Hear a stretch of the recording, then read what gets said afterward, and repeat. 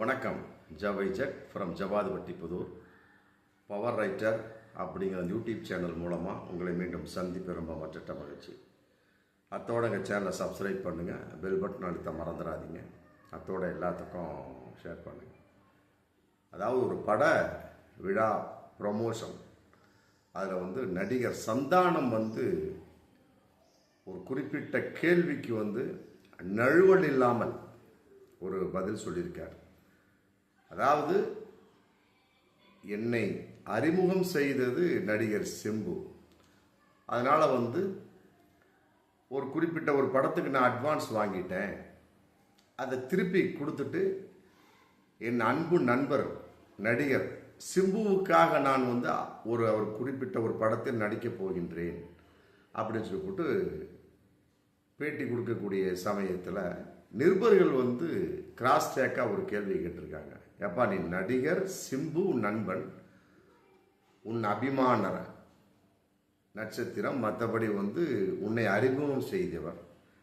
ஆமாம், அதன் அடிப்படையில் அவர் சொல்கிறதெல்லாம் கேட்குற ரைட்டு, ஓகே. அதன் அடிப்படையில் அட்வான்ஸை திருப்பி கொடுத்துட்டு அவரோடு சேர்ந்து ஒரு படத்தை நடிக்கக்கூடிய ஒரு சூழல், அல்லது தனிப்பட்ட முறை ஏதோ ஒரு படத்தை நடிக்கக்கூடிய ஒரு சூழல் விட்டுருங்க. அதே மாதிரி உதயநிதி ஸ்டாலின் சொன்னால் நீ கேட்பியா அப்படின்னு சொல்லிட்டு ரொம்ப இக்கட்டான ஒரு பதில். அதே நேரத்தில் அரசியலுக்குள் நடிகர் சந்தானத்தின் நிலைப்பாடு என்ன அப்படிங்கிறதை பிரதிபலிக்கக்கூடிய ஒரு பதிலாகவும் அது அமைஞ்சிருக்கு. என்ன சொல்லியிருக்காரு அப்படின்னா, அதாவது நடிகர் சிம்பு சொன்னதற்காக அவரின் ஒரு அன்பின் வெளிப்பாடு, மற்ற என்னை அறிமுகம் செய்தவர் என்பதற்காக நான் அவர் சொன்னதற்கு இந்த வகையில் நான் கேட்டுட்டேன். அதே போல உதயநிதி ஸ்டாலின் நான் என்னுடைய நண்பர், மற்றபடி அவரு சொன்னதை நான் கேட்பேன். அதே நேரத்தில் சிம்பு எந்த அளவுக்கு எனக்கு சுதந்திரம் கொடுத்திருக்கிறார், அதே மாதிரி உதயநிதி ஸ்டாலின் எனக்கு சுதந்திரம் கொடுத்தாலும் கட்டாயமாக செய்வேன், அரசியலில் இறங்குவேன்.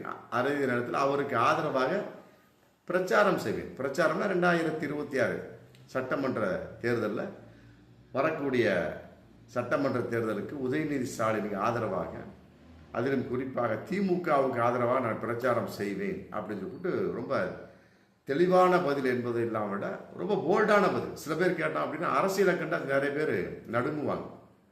ஏன் நம்ம ரஜினிகாந்தே எடுத்துக்கலாம், என்னென்னமோ சொன்னாங்க.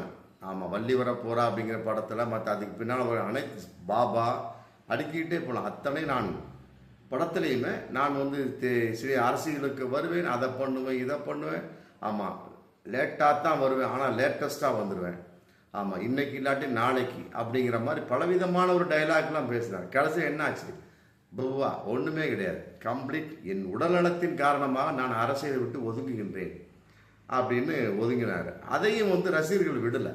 உடனே என்ன பண்ணிட்டாங்க, கூட்டமாக கும்பலாக அவருடைய பிறந்தநாள் விழாவுக்கு போய் அவர் வீட்டு முன்னாலே கூடக்கூடிய சமயத்தில் அவர் ரொம்ப ஒரு அப்பாவித்தனமான ஒரு பதிலாக கூட சொன்னார். ரொம்ப போல்டாக சொன்னார், என்னை யாரும் டிஸ்டர்ப் பண்ணாதீங்க, ஏன்னா நான் தான் சொல்லிட்டேன்ல, என்னை விட்டுருங்க அப்படின்னு சொல்லிட்டு ஒரு வெகுண்டு ஓடக்கூடிய ஒரு பேச்சாக தான் பேசுனார்.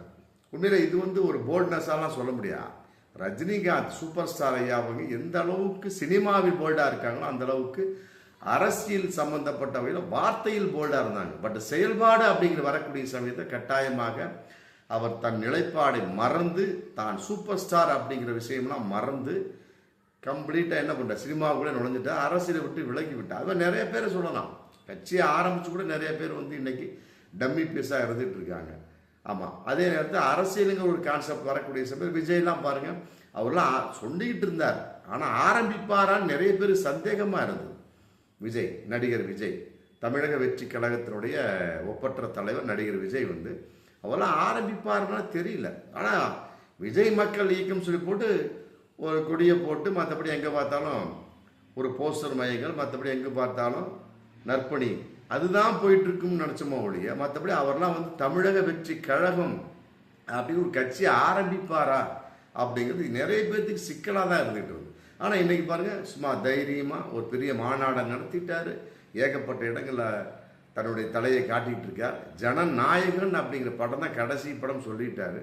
அதன் பின்னால் முழு நேர அரசியலாக ஈடுபட போகிறேன். அதில் 2026 சட்டமன்ற தேர்தல் ஏகப்பட்ட இடம் நான் நிற்பேன்னு சொல்லிட்டு ஏகப்பட்ட கட்சிகளோடு இன்றைக்கி உடன்பாடு நடந்துட்டு இருக்கு.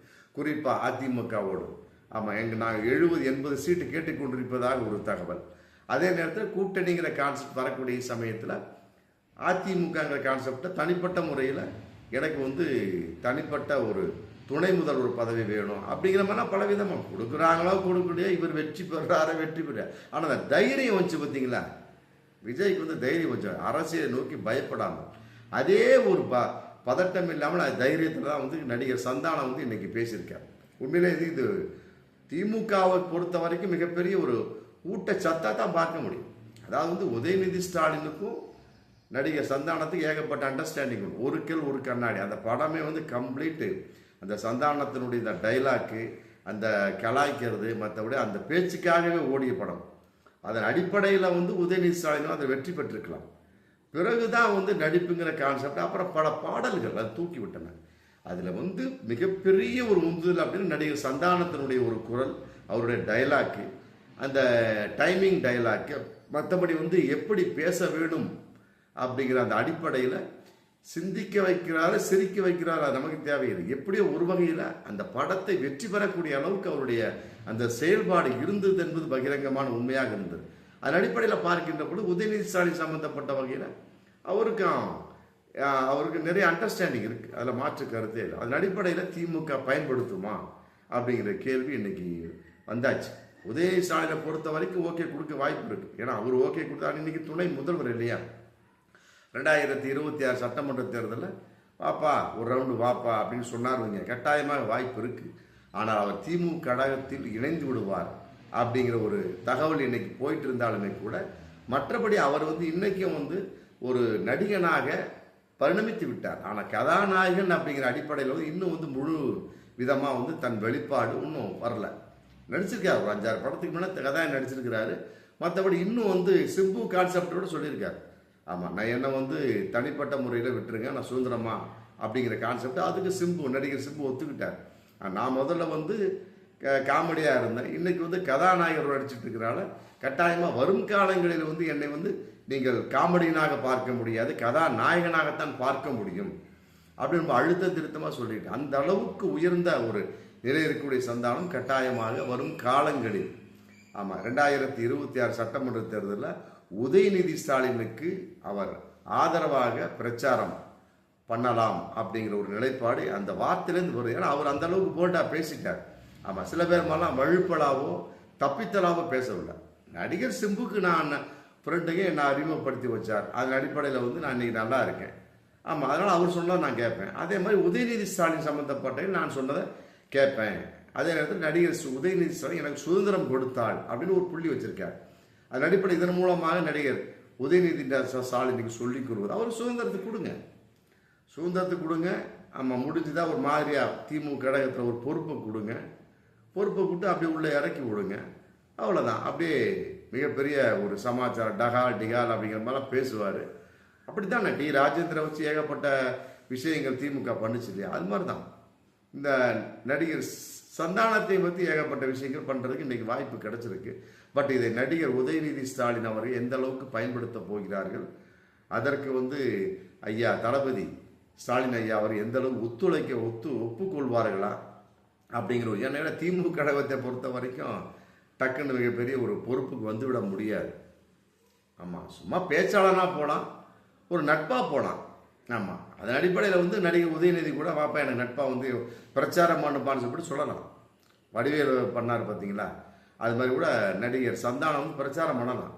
மற்றபடி கட்சிக்குள் அவருக்கு மிகப்பெரிய ஒரு பொறுப்பு கொடுக்கப்பட்டு அவர் செயல்பட போகிறாரா, அல்லது வந்து பொறுப்பு கொடுக்காமல் எப்பா நீ காமெடினா இருந்து அப்படியே திமுக ஆதரவு பேச்சாளர் அப்படியே ஒரு பேச்சாளராகவே போயிரு அப்படின்னு சொல்லிட்டு சொல்ல போகிறார்களா அப்படிங்கிறது வரும் காலங்களில் என்றாலுமே நடிகர் சந்தானத்தை பேச்சிலிருந்து நாம் தெரிந்து கொள்வது என்ன, அவருக்கு அரசியல் ஆர்வம் இருக்கிறது. இல்லாவிட்டால் அந்த பேச்சு வராது. ஏன்னா வந்து காமெடினா இருந்து இந்த கதாநாயகனா மாறிய சந்தானம் வந்து எந்த அளவுக்கு கதாநாயகனை பரிணமித்து விட்டார், ஒளிந்து விட்டார் அப்படிங்கிறத ஏற்றுக்கொள்ள முடியாது. அந்த அளவுக்கு பெருசாக வரல. ஆனால் ஸ்க்ரீன் பிளே நல்லா இருக்கு, அவருடைய படங்கள்லாம் அற்புதமாக இருக்கு. அவர் காமெடியன் அப்படிங்கிற விஷயத்திலிருந்து மாறி கதாநாயகனா மாறுற மிகப்பெரிய மாறுதல் இருந்தாலுமே கூட இன்னும் வந்து கதாநாயகன் அப்படிங்கிற விஷயத்தில் அவர் மிகப்பெரிய ஒரு வெற்றிக்கு வரல. அப்படி இருக்கக்கூடிய விஷயம் அங்கே ஒரு கேப் கொடுத்துருச்சு. அதை பயன்படுத்தி அதை விட்டு விலகி இவர் அரசியலுக்கு நுழைந்து திமுகங்கிற கான்செப்டில் மிகப்பெரிய ஒரு அரசியல்வாதியாக பரிணமிக்க நிறைய வாய்ப்பு இருக்கலாம் அப்படிங்கிறதான் நடிகர் சந்தானத்தின் பேச்சின் மூலமாக நாம் தெரிந்து கொள்ளும். இதை உதயநிதி ஸ்டாலின் பயன்படுத்த போடுவதும் ஐயா தளபதி ஐயா அவர்கள் பச்சை கொடி காட்டும் அவர்கள் கையில் இருக்கு. ரெண்டாலுமே கூட இதற்கு பல அங்கே எதிர்ப்புகள் வரும். ஆமாம், எப்போ பயன்படுத்திட்டு அப்படியே கழட்டி விட்டுருப்பா அப்படிங்கிற திமுக அப்படித்தான் வருவாங்க, டக்குன்னு பார்ப்பாங்க, ஃபுல்லாக பயன்படுத்துவாங்க, அப்புறம் கண்டுக்காமல் அப்படியே விட்டுருவாங்க. ஏன்னா அது விளைந்த நிலம். அது திமுகவை பொறுத்த வரைக்கும் இனிமே அவங்க பில்டப் பண்ணுங்கன்னு அவசியம் கிடையாது. தாவேக்கா அப்படி கிடையாது, நேற்று முளைத்த காளான். இவங்க அப்படி இல்லை. அப்படியே கொப்பா 75 வருடங்களுக்கு முன்னால் உற்பத்தி செய்யப்பட்ட மிகப்பெரிய ஒரு ஆலமரம் அது. அதனால் எந்த ஒரு வகையிலையும் அவங்க தரம் தாழ்ந்து விட முடியாது. அதே நேரத்தில் உள்ளே நுழைந்தால் நடிகர் சந்தானத்துக்கு தான் மிகப்பெரிய ஒரு வரவேற்பு இருக்குதா இல்லையா, அவருக்குத்தான் இதில் மிகப்பெரிய ஒரு வாய்ப்பாக அமையும். அந்த வாய்ப்பை நடிகர் சந்தானம் பயன்படுத்தி கொள்ள போகிறாரா? அவை அந்த பேச்சுக்களுக்கு நடிகர் சந்தானத்துக்கு உதயநிதி ஸ்டாலின் வாய்ப்பு கொடுப்பாரா என்பதெல்லாம் கட்டாயம் 2026 சட்டமன்ற தேர்தல் கட்டாயமாக தெரிந்துவிடும். பார்ப்போம் மீண்டும் அடுத்த வீடியோ. நன்றி.